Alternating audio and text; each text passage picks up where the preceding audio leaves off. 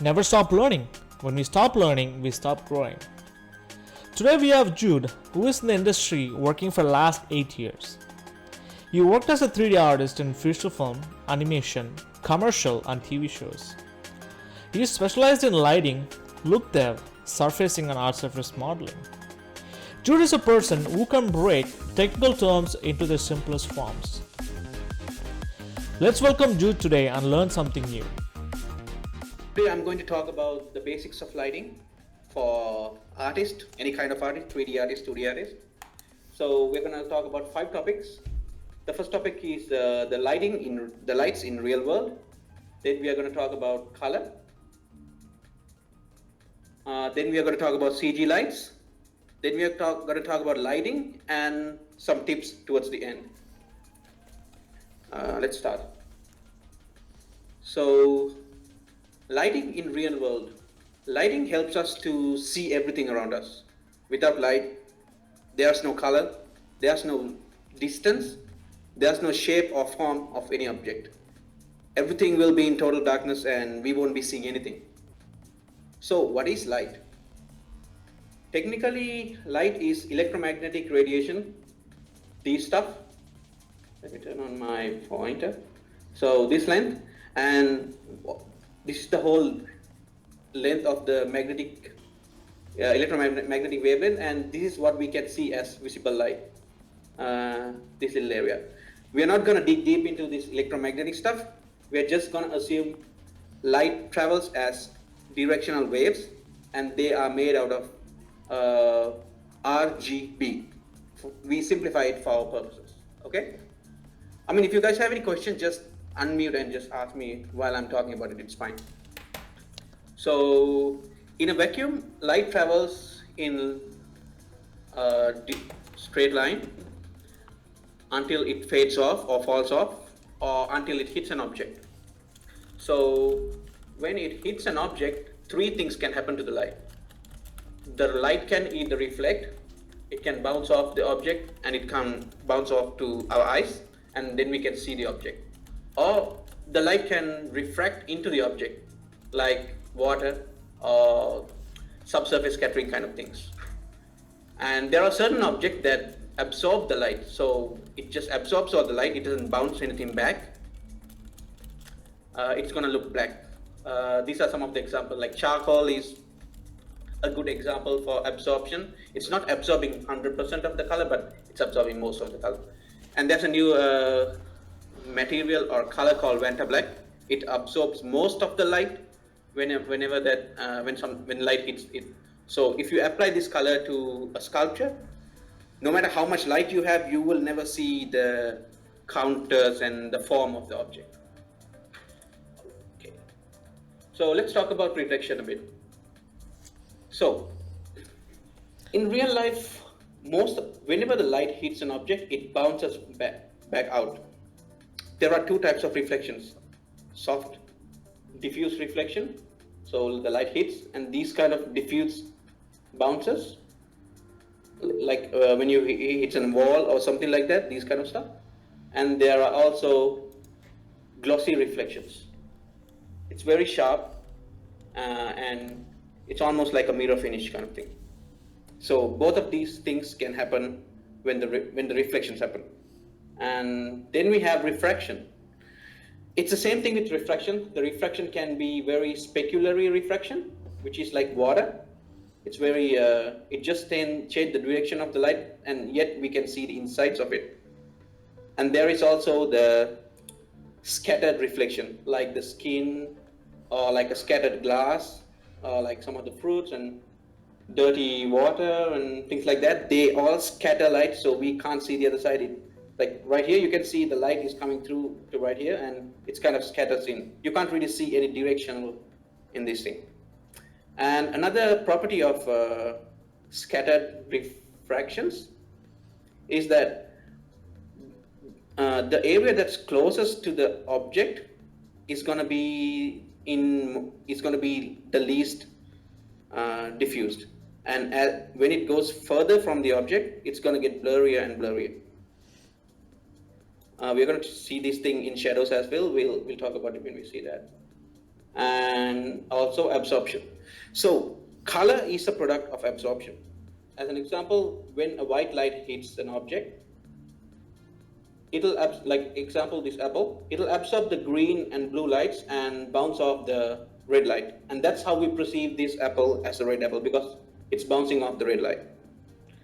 To give you some practical test in Maya, let me open up my color absorption.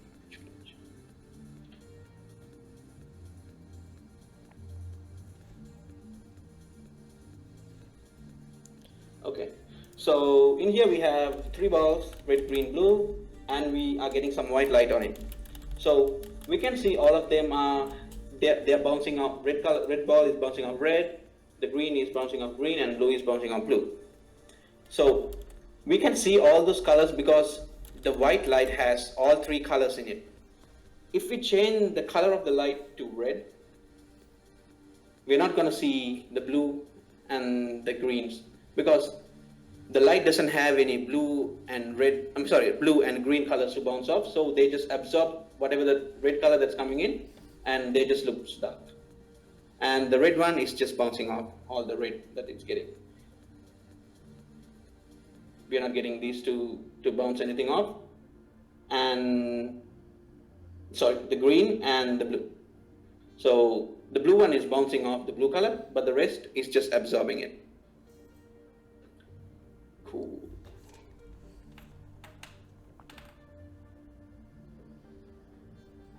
Okay, let's talk about shadows.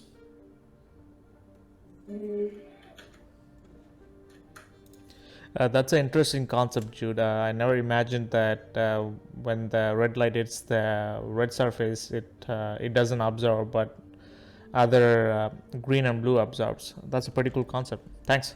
Keep going. No problem.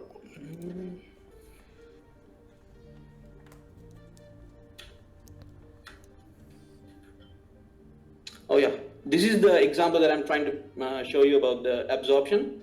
So this is the same sculpt. This is made out of like bronze or something, and this is painted with the Vanta black. And you can see, even though both of them are in the same lighting environment, you can't see any of the contours or the form of the object, because all the light is being absorbed into the object and you can't see anything. That's almost 100% absorption of light. Okay, shadows. Whenever a light gets blocked by an object, it's going to create a shadow on the other side. And small lights tend to create hard shadows. Bigger lights tend to create soft shadows. Even though, I mean, the best example for like a very hard shadow creating light in the natural environment is the skylight on a clear day. Even though the sun is really huge, because it's so far away, it's like a point for us because of the distance. It only creates these kind of very hard shadows. It's not blurry at all, and the light doesn't fall off at all, because the distance from the sun to us is so vast. We are so small to see the fall off of the sun in this scale, in our scale. So we don't see the fall off, and we don't see any blurry reflections. But if we look at like a studio light or like a stadium light, you can see the shadows that are closest to the object is pretty sharp, and the further it goes, it becomes blurrier and blurrier. So that's due to the size of the light. So because the surface of the light is big, you're getting these blurry things as it goes towards further from the object. And okay. Oh yeah, one more thing about this light. Even though it's blocking the sunlight right here, you can see there's like a small cast of blue happening right here. That's happening due to the environment of the sky. The environment light, the indirectional light that's coming from the sky, that's what's illuminating these guys. That's why it has a nice blue tint to it.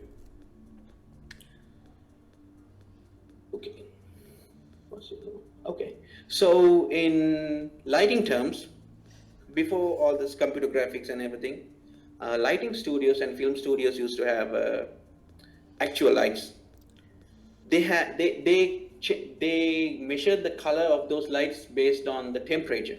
So, and the temperatures are measured in Kelvin. So the candlelight is 2000 Kelvin, it's very orangish, and it can go up to 10,000, and it's bluish. So this is the way actual movie sets and movie studios measured the color of lights in real lights. But even right now in visual effects, some of the softwares provide us with the option to change the light colors with temperature, but we are not going to use that. We are going to use the HSV system. So this is a very easy system to select the colors you want. HSV stands for hue, saturation, and value. Hue is the color, so if you change the hue value, it will cycle through green, yellow, red, and so on. Saturation is the vibrance of the color. So the more saturation you have, the more vibrance the color gets. So for an example, this is a very saturated blue, and this is a very desaturated blue. And the value means the brightness of the color. So this is a very dark blue, which has less value in it, and this is a very bright blue. It has more value in it.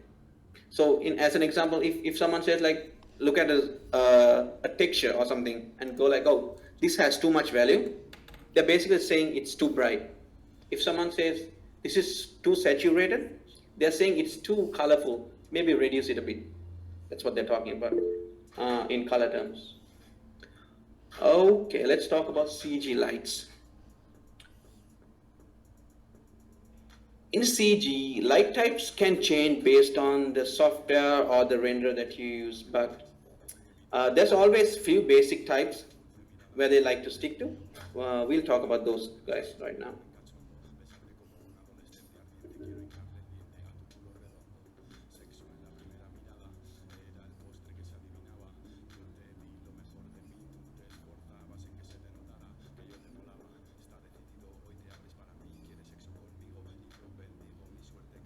Okay, the first light is the spotlight. Let me scale this guy. So spotlight is a cone light, which you see for real in like billboards and musical shows and stuff like that. So it has a cone angle, and you can control the cone. The cone is the one that creates this dark halo, like a area around it. If you want to extend it, you can extend it. Like you can select the light and go into it and increase the cone angle. See, it gets bigger and it can get smaller. And it has a nice fade to it, so you can get rid of it if you want to, or you can increase it, depending on what you want to do. So, and the other property of this is like the CG spotlight assumes the point of the light. The illumination point of the light is infinitely small point, so that's why it's creating these super hard shadows, which is not that realistic, but we can use it whenever we want to use it. And the next light is a point light. Point light is like a basic light bulb. It illuminates in all directions. It's not the cheapest light to work with, but it's good to create like lampshades and basically light bulbs and anything like that. And the nice thing about this is it creates it doesn't create parallel shadows, it creates very angular shadows. Let me show it from a top angle.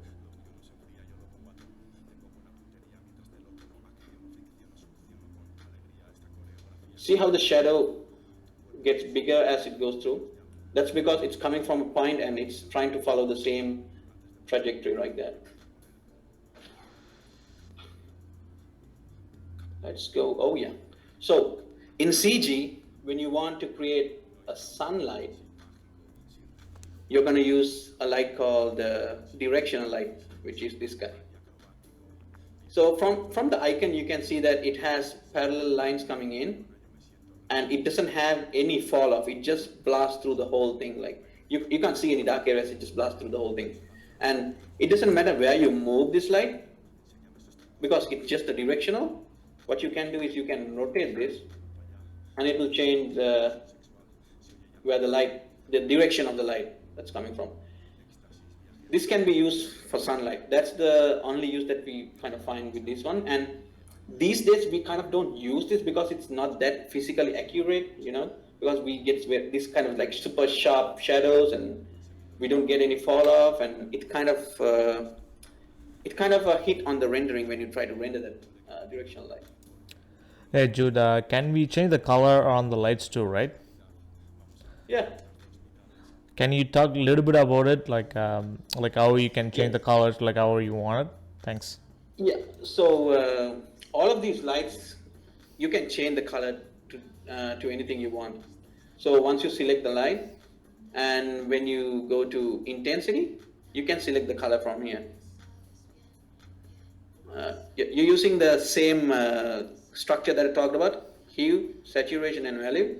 You can select the color you want and the saturation level you want from here, and the value from here. And yeah, the only reason I didn't really talk about the colors is because these things can be a bit different depending on the software and the renders, Yeah. That's why I'm kind of like So skipping there it. is also Yeah, temperature, tell me. right? Like now you can show the temperature to like the chart you showed Yeah. us, the temperature, how Yeah, they yeah, use yeah. it. Yeah. Thanks. Oh yeah. So that's how you change it based on the hue saturation value. And as I told you before, the renders can provide you with the color temperature, and you can change the mode from color to temperature, and you can change the temperature. So in low temperatures it looks warmer, and in high temperatures it looks cooler. Like as an example, if you really want to create like, okay, I want the exact color of the candlelight, what you can do is you can check what temperature it is from the chart. Candlelight 2000K, you can go back to your scene and change this to 2000. Candlelight, you can do things like that with it. So yeah, you can do these kind of changes in all the lights that I showed you, and the area light that I'm going to show you right now as well. Yeah. Hey Jude, we have a question from the chat. Tell me. How decay is different from fall off? Is there any difference? Decay? Yeah, is there any difference between decay and fall off? No. Okay. Can you just like Light. show a little bit of an example? Like Yeah, let me check. Thanks. So the directional light does not have any decay or fall off, because it's made to look like the sun, so it doesn't have any decay or fall off. But if we go to the area light, which is the most used light in any rig, we can change the decay. Decay and fall off is the same thing. We can change the decay. Right now it's inverse square. That's the physically correct decay rate for light. We can change it to linear, and then we can change the fall off.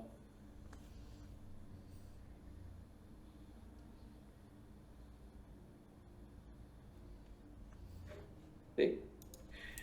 So the reason is, so because I changed the type to linear, all the brightness looks crazy because it's not falling off as it's going through. Usually when we have a rig, when we're trying to light something, we rarely change the decay rate, because we want things to look physically correct. And the minute you start playing with the decay and fall offs, it can mess with the physicality of the light. So yeah, there's no difference in it. It's the same thing. Thanks. So we are going to switch back to inverse square. Thanks, Jude. So- So keep proceeding No with it. problem. Yeah. No problem. So let's talk a bit about the area light. This is the most physically accurate light in compared to everything else, because it creates that nice soft shadows as it moves further away from the object, and it has a nice fall off region, like as it goes through. And the softness or the brightness of the light is depending on the scale of the light. So if you scale this up, the brightness and the softness of the shadow increases because it's a bigger light, which is physically, that's how lights work.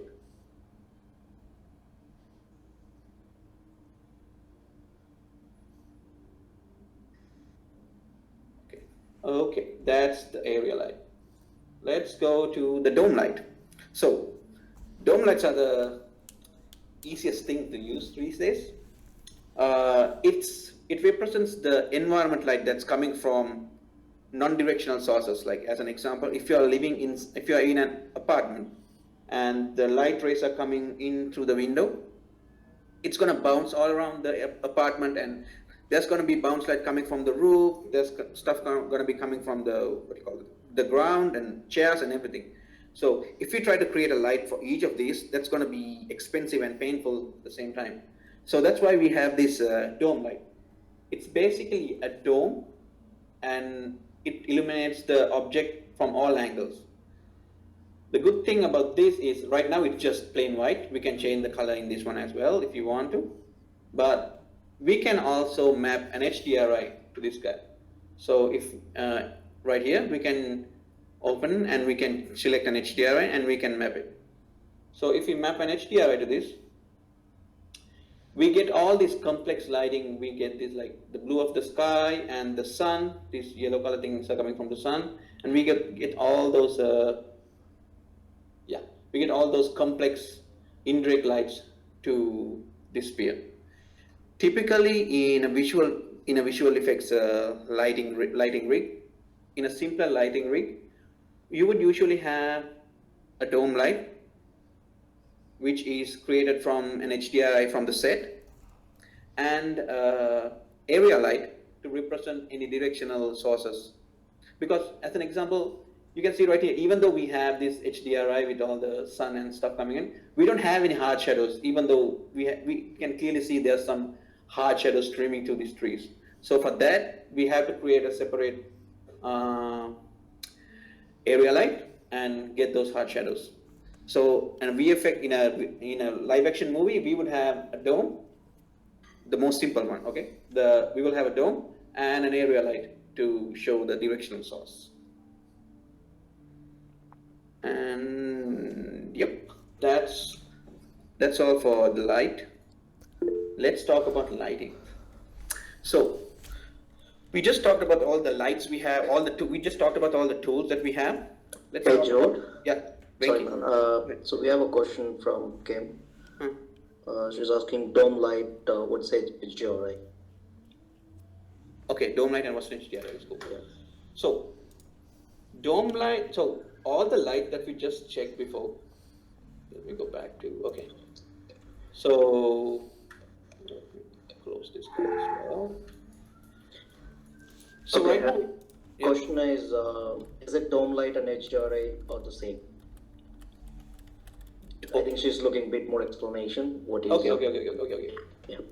Dome light is like the tool that can use the HDRI to light an object. So you can't get to get some environment lighting into your scene. You can't just bring in an image. The HDRI is basically an image, like an EXR image. That's what an HDRI is. You can't just bring in an image and expect the scene to have all the lights coming in. So what you do is you create the dome light first, which is like that. Let me get rid of the tint first.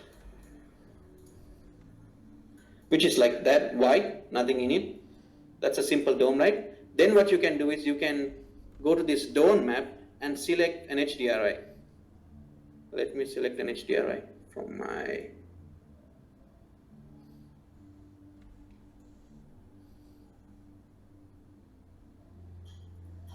Okay. Oh yeah, you guys can't see it. Usable stuff, HDRI. Let's go, yeah. So,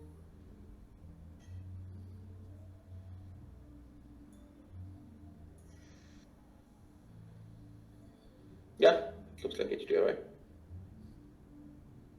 And right now, we have that HDRI, the one that I selected, mapped onto this dome light. And it's creating the light from that HDRI environment. Do you want me to explain what an HDRI image is?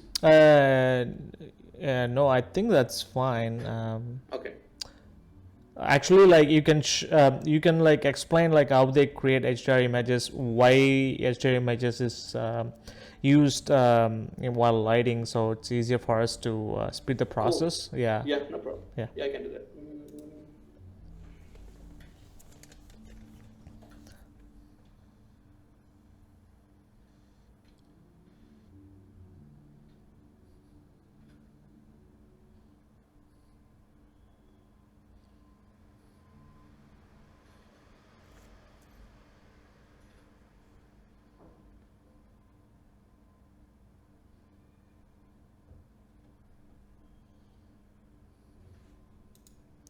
Are you looking for a website, Jude? Yeah, man, I'm looking for my website because I have the steps and everything in it. Oh, With okay, the sure. images and everything. Yeah. That'll be awesome. Yeah. So I'll explain. Let me know once you find it. Meanwhile, I can explain. So before HDR was used, they used the directional light. They use it like in all directions and map colors to it before dome light. So once dome light was there, and it's easier to replicate the sky. Before it wasn't that easy. So dome light, if you think about it, it's kind of like a environment, like a sky, where it illuminates lights into the objects. So it does look like it exists in the real world. So then they come up with HDRI, where they go on location, they take pictures in 360 in all angles, and they create a dome map or HDRI map, so they can replicate the environment so that it looks like if you put a 3D object into that environment, it kind of looks like it exists in that environment. So did you find it, Jude? Nope. Okay.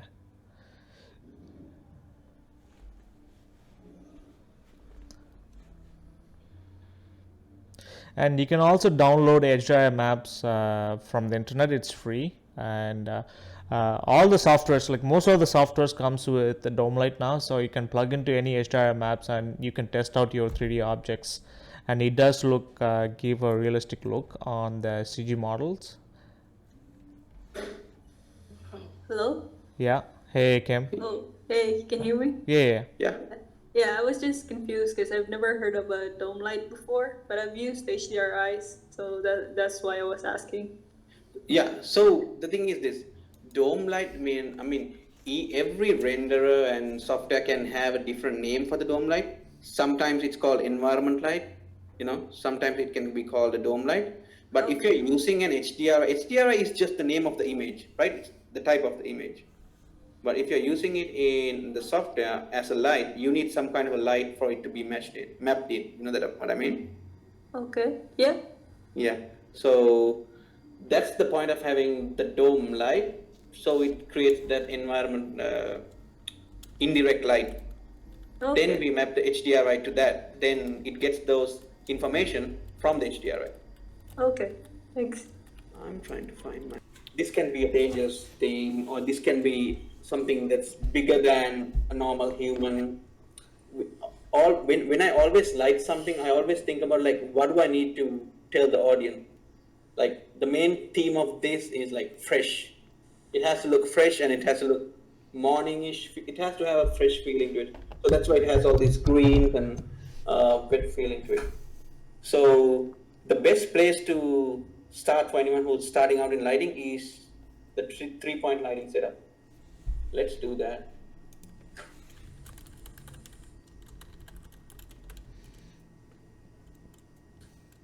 Can you find the website?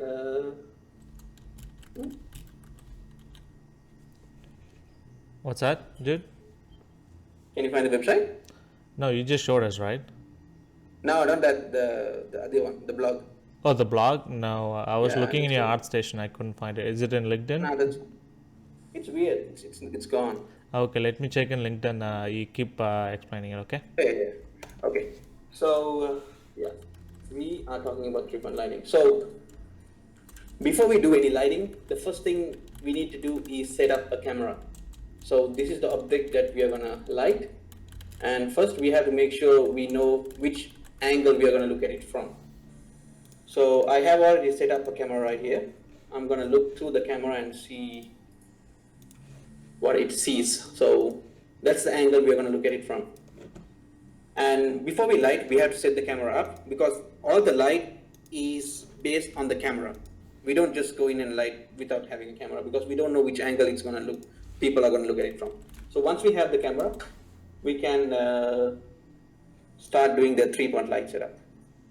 So the first thing, okay, the goal of this exercise is to get all these surface variations, and not surface variations, surface deformations, and get all these like surface properties to pop and have a nice value balance between between darks and lights, and it has to look nice and good looking. Let's start. Okay, in the 3-point light setup, the first light we are going to add is the key light. This is the light that contributes most to the object, and usually, like theoretically, it's located in front of the object but further away from the camera. So right now it's right here. In this lighting scene, I want to create a scene that has a feeling of like it's like a cave feeling to it. Like the light is streaming through from some kind of a hole in the cave, and this sculpture is inside a cave. That's the kind of thing I want to like show off. So that's why, first of all, that's why we have this little stream of light. It's not lighting the rest of the body. It's just coming as a stream down. So we are focusing on the face and the body. And because it's cutting off like that, we kind of feel like it's obstructed by something. So it feels like it's coming through like a hole or something like that. Now, the other thing, the key light should, most of the time, the key light should never be closer to the camera, because if we do that,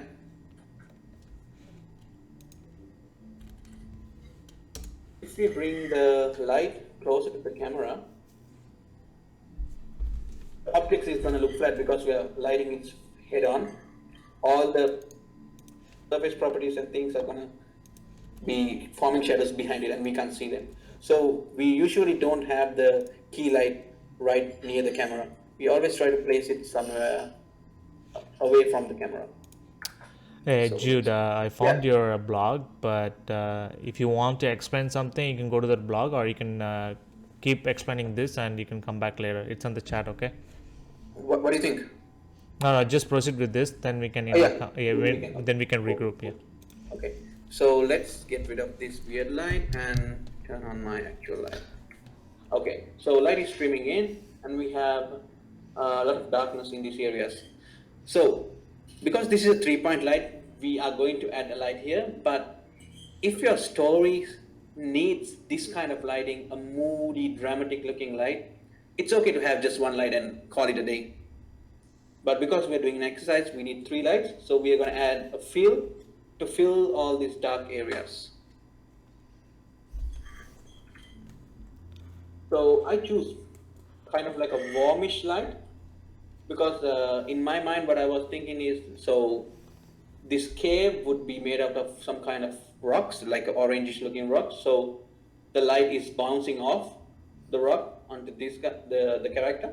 So that's why it has this like brown tint to it. So you can see all these nice shadows are forming here and there. So that's the second light. And usually the fill light, you can place the fill light closer to the camera, because theoretically the usage for the fill light is to create a smooth transition between the key and the dark side. Make this transition a bit more smoother. That's the point of the fill light. But I'm going to keep it like that because I want to make it look like the bounce is coming from the bottom. Then the third light is going to be the rim light.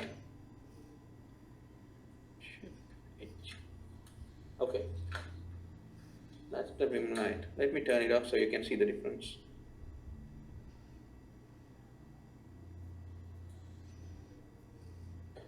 So it's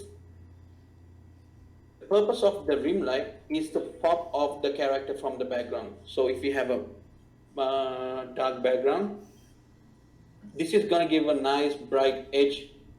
It can be this side if you want, but I like it from this side. It can pop the character off from the background, and it creates the depth. It breaks the character from the background and give it more depth, and it makes a bit more highlights. Like it creates some highlights here and get more highlights here, making it more defined, these areas. So that's the 3-point light setup I have. So my but the rim light is located right behind her, like that, and that's the 3-point light setup. So these rules are not like hard must follow rules. These are like guidelines for you to start lighting. But once you once you master these 3-point light setups and start doing a lot of objects and environments with it, you can start breaking the rules. You can get rid of some of the lights. You can add even more lights if you want to. And the main thing that you need to follow is it has to make sense for your story or your artwork. Either it has to make it look cool, or it has to support your idea or the story. That's the only thing that you have to follow when you're lighting something. So that's it for 3-point lighting. Let's talk about some tips. Can we go to the HDRI before we go to the tips? Yeah, sure. The blog is in the chat window, so you can just click on it. Yeah.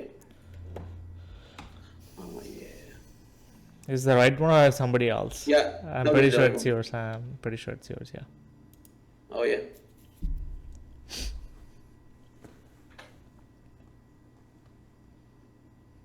You guys can see my screen, right? Yeah, we can. So, HDRI stands for High Dynamic Range Image. What it basically does is, the way to create this is to, if you guys have used a camera before, when you expose the camera up, you can get all the darker areas in the picture, right? So what you basically do is you create like 6 to 7 versions of the same image. Like as an example, what I did was I got this chrome ball and I took like 6 to 7 pictures from each angle and I merged them together like that. So I have an HDRI which has several ranges of light combined onto a single image. Let me open Photoshop and show what I mean.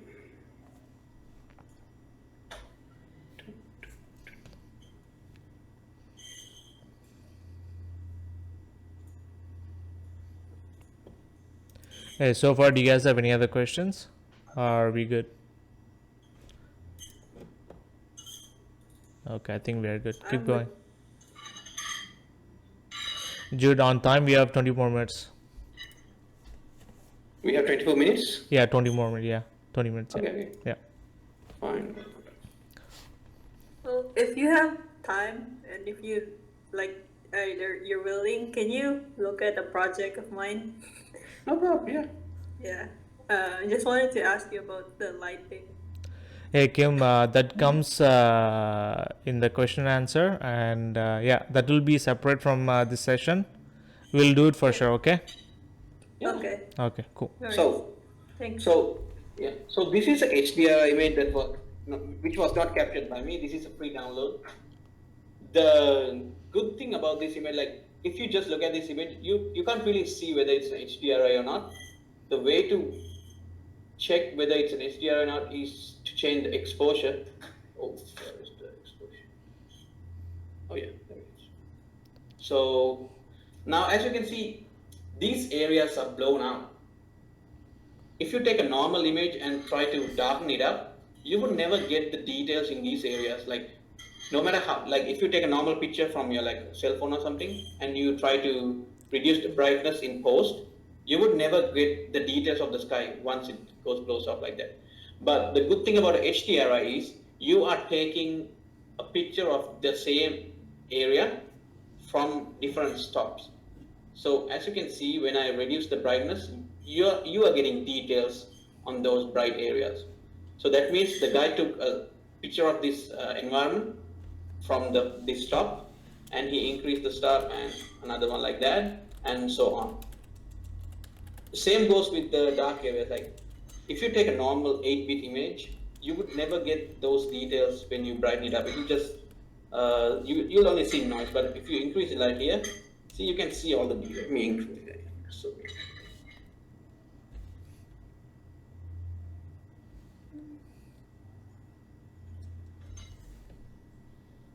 see, you can see all these little details in it. So that's the thing in HDRI. It has multiple dynamic range, and when you map this into the dome light, you are getting all this light information into your scene. And yeah, that's that.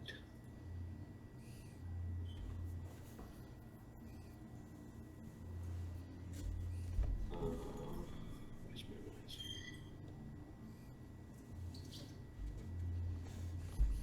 Oh yeah, we're going to talk about the usages and tips. Okay. The first usage of lighting, it's not the first. There are a lot of things where you can use lighting to tell a story or evoke emotions and things like that. I'm going to talk about 4 things that you can do with lighting. Let me open my Maya first. So the first one is called implied lighting. So implied lighting, what it does in implied lighting is, as an example, if you take our 3-point lighting test image, right now we think that it's a cave and there's light coming from a hole and things like that, but we have no idea what's in the outside of the environment that we can't see. In implied lighting, what you do is you're trying to create some kind of a shadow or light effect to give the viewer give some information to the viewer about the outside world without showing the outside world. So as an example, what I can do is, let me turn off my key and keyboard.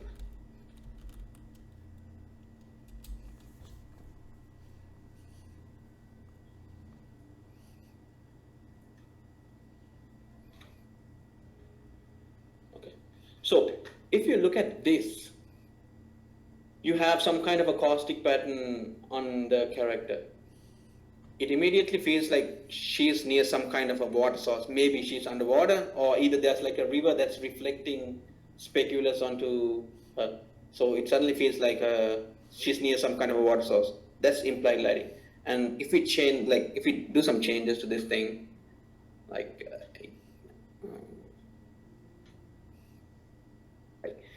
I just change the tiling of whatever the texture that I use as a shadow. So right now you can see like railings coming in, and suddenly it looks like she's in an indoor place with like grills running through and it's raining outside. So that's implied lighting. You create some kind of a light or shadow effect to show the viewer what's the exterior is about. And I use this kind of a thing in one of my artworks. Let me show that.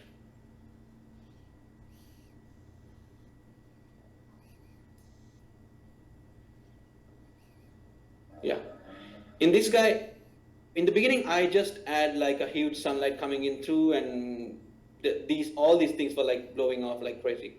But for me it felt too open. So what I did was I created like a little branch and put it in front of the light. Even though you can't see the branch and leaves in the shot, you can see the shadows of the thing, and it kind of makes it feel like, oh, the guy is in the shade kind of feeling. So that's the use of implied lighting. Do we have any other examples for that? No, nothing. Okay, let's go to the next one. Okay, lighting and color goes hand in hand together. So we have something called color scripts. Pixar are the ones who does this the best. So before they get into production, when they're doing the story and pre-production, they would create something called a color script, and they will decide, okay, this shot, what color should this shot has, what value should this shot has. So they will nail those things and make sure they support the whatever the story that it is. A good example is this thing. So both of these are the same place. It's the same church and it's the same characters, but this one feels extremely warm, welcoming, and not very lonely when you look at it. But when you look at this one, it feels really lonely. It feels cold, and it feels like there's a bit of vomit that's coming from here, and it's almost about to go away. You have that lonely feeling in this one, and this one's very warm and welcoming. So that's done through color and lighting. The same thing with this one. You can see the sun is coming through this window and blasting all over the thing, and there's no shadows on anyone's face. Everything is soft lit, colorful, and all nice and everything. But the minute we go to this shot, it's just one light burning out all the heads, and there's no light on anyone's face. It's all in shadows. It makes it look extremely sad, and that's what the movie wants you to feel when they look at this shot. So using color scripts and thinking about color and what it can do to your shot is a good way to use the lighting as well. Then, oh yeah, this is the other one. So lights can be used to convey the scale of objects. Like as an example, when you have all these little lights, your brain kind of think about like, oh, there's a light, but you can't really see any fall off around it.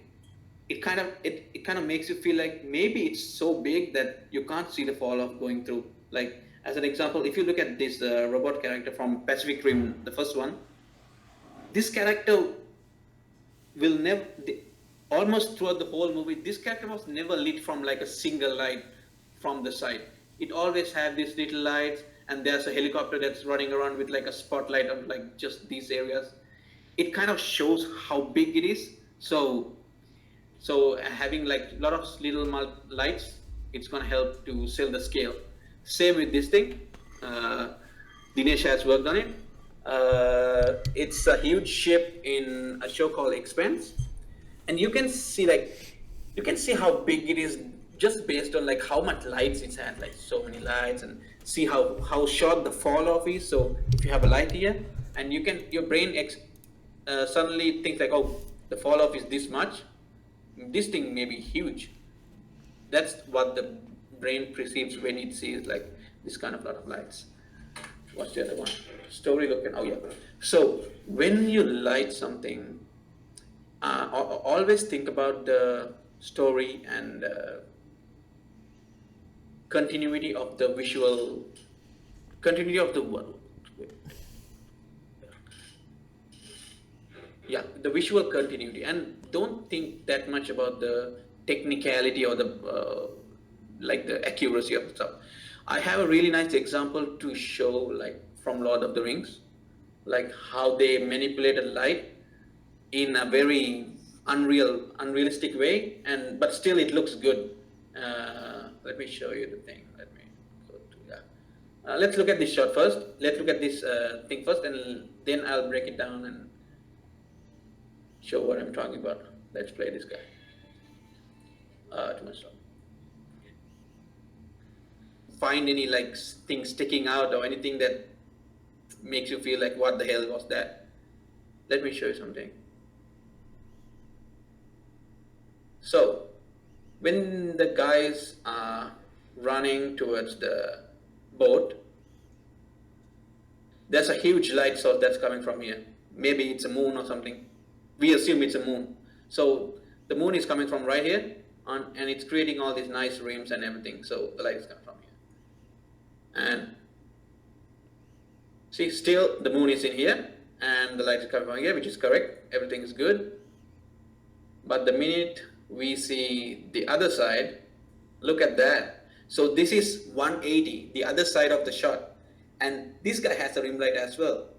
So this is technically very wrong. There couldn't be two moons shining on each one, and nobody notices it, and it doesn't really matter because it feels correct. So that's what I have to say. Don't worry about the accuracy. Think how you can support the story, and how you can manage the visual continuity. That's it. It's quite a lot of information, Jude. I've never really thought about that, like having 180 move. Yeah, it's yeah, yeah, it's weird, right? Yeah, it is. So we have a question from the chat. Can you bake lights into the surfaces in Maya to save rendering time? I would have answered that question, but I would ask you to answer it so it's easier. Cool. So this is the thing. In Maya, when you say Maya, you're talking about so many things. It can be so many things. So if you're talking about Maya Arnold, yeah, you can bake stuff. There's something called Texture Baker. Rendering, texture. Wait. Bake. Where is it? Oh yeah. So the thing is, everything changes depending on the render engine that you're using. So right now I'm using Redshift. So Redshift has its own way of baking stuff from here. So yeah, Maya can bake stuff and use it at render time, but all these things depend on which renderer you're using. So I have another question on this question. It's like a sub question. I think like they wouldn't bake the lights into the surfaces since they want to have interactive lighting on the objects, right? So let's say if I'm baking a lighting to a surface, like a 3D object, like if the object moves, isn't it the light is baked into it and it's not interactive? What's around them?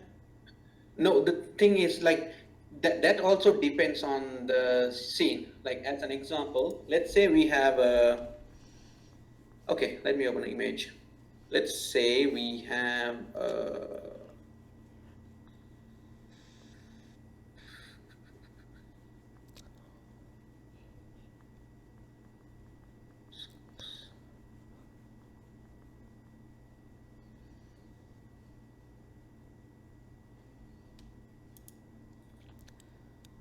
Guys, do you guys have any other questions? If you guys shy to ask, just put in the chat window. We can do that too.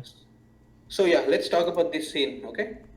Let's say we baked all those lights into all these objects. So these will have those things coming in and everything.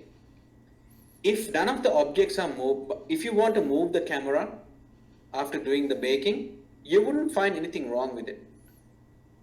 The minute you start moving objects or the character walks in, then you'll have the problem with baking.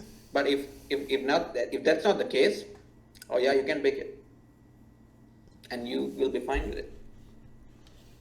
So you mean like it's better to bake the lighting in the static objects than the movable objects? So it's easier. You don't have to waste the render time. I got it. You know what I'm like example. Yeah. It's not static objects. Like if it's a static scene and it's just the camera is moving, then yeah, it's good to bake it. Okay. But if your scene has like people walking or objects moving, then it's not that of a good thing to bake it. Usually we never bake stuff these days because it's pretty it's easy to render. You know?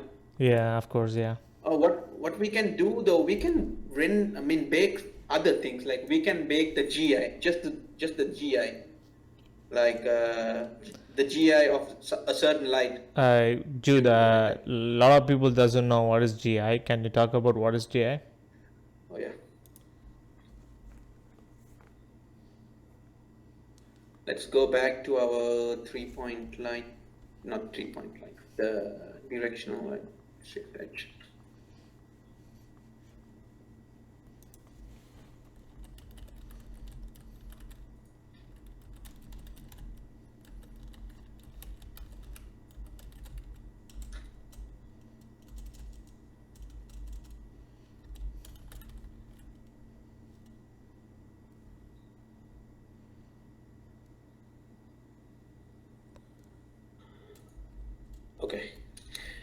So let's have a nice, okay.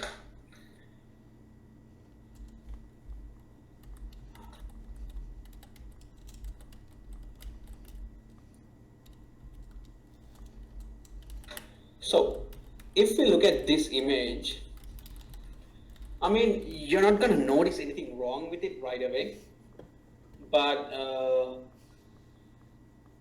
if you have, I mean, if your eyes are like kind of trained to it, you can kind of see like nothing is happening right here because there's a huge light coming and bouncing, I mean, lighting this area super bright, and it's not doing anything on here. So in the real world, the light should bounce off of this surface onto this object and just keep on bouncing around and creating nice soft shadows and stuff. So in computer graphics, we have to turn that thing on, and it's called GI. It's called global illumination. So different renders use different names for these things. I'm using Redshift right now, so it's called GI, global illumination. So what I have to do is I have to turn on the primary GI, and can you see the minute you turn it on, you can see the difference right here. Let me save that image so I can switch between the two. That and okay. See the difference. So this is without GI, this is with GI. So GI means the light is not just stopping right here, it's going to bounce back onto whatever that's around it. You can really see this much clearer if you have an object that has another color. Let me create one. Let's create a plane. My plane. And turn on this guy.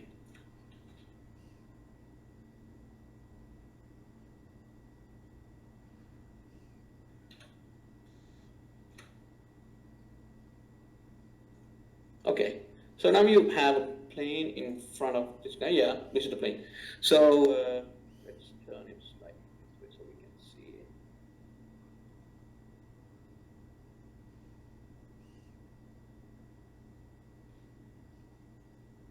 Let's increase the brightness of the light so we can see it properly. Okay, so if we change this one's color to red, you can see there's some kind of a red tint going right here. That's because of the light bouncing from this guy onto this guy. Let me turn it up so you can see the difference. Save this guy and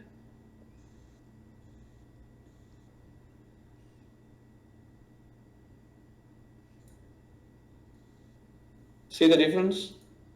See all the red color area that's happening right here? Yeah, that's GI. It's pretty expensive to do that, but when you do it, it looks really nice. Yeah. Calculating all the bounce light that's from, yeah. Yeah, I agree with it totally. So we have two more questions, Jude. So Mohan, she's asking, what does baking do to a light?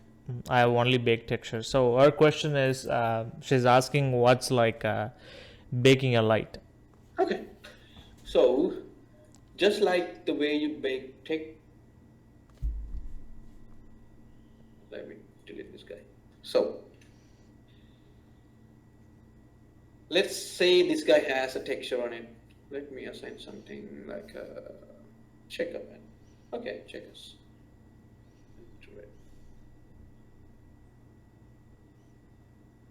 Okay, so when you say texture baking, you're just gonna bake. Well, let me show you this.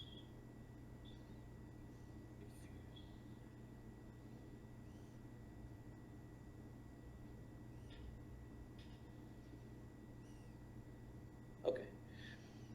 When you bake a texture, you're baking this color onto the sphere.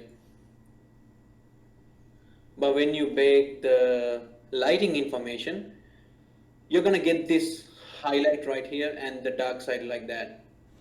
All these things would be baked into this object. Even when you get rid of this light, it'll still look the same. You don't need any lights once you bake the lights into a scene. We don't really do it though. We don't really do it, but when you bake the lights, you're gonna need not gonna need the lights anymore. Yeah, so we have another question. Is there a central location to see all your lights? And is there a way to pick lights from the render? Way to pick lights from the render. Arnold has a way to pick lights from the render or objects from the render. So all you have to do is you just have to go into the object, and there's like a color picker on the render window, and when you click that thing, it'll select either the object or the light in Arnold. But Redshift does not have it. But there is a place where you can see all the light that you have in your scene. In Maya, no matter which render you are in, when you click this guy, what's the name of that thing? Is it a light linker? It's not, what is it called? Light editor. A light editor. Okay. It's a light editor. It's right next to the render layer button. It's called light editor. When you click that, you're gonna get this. This is a new thing though. It has all the lights in it, and you can change the colors, you can enable or disable them, you can change the intensity of all of them. Yeah. Thanks, Jude. The question so far, based on Jude's presentation, I think that's it, I guess. Okay, guys, so let's give a big shout out to Jude for explaining everything for us. Okay, actually, we have a question. Do you ever use the general ambient light, or does it ruin what your lights are doing? Yeah. So that general ambient light, we used to use it long time ago before global illumination and GI became cheap. Like right now, it's like real-time render. I mean, when I turn on the GI, it just renders like that. But right now, we never use the ambient light because it's just gonna light everything. Like it's not gonna have any shadows on it. It kind of ruins the whatever the lights that we do. But to achieve certain styles, you can really use that. Like if you are doing like a cartoon, like a 2D animation kind of thing in Maya, the 2D and the toon render kind of things in Maya, then you can use the ambient light. But for these kind of, we never use it. I have never used it.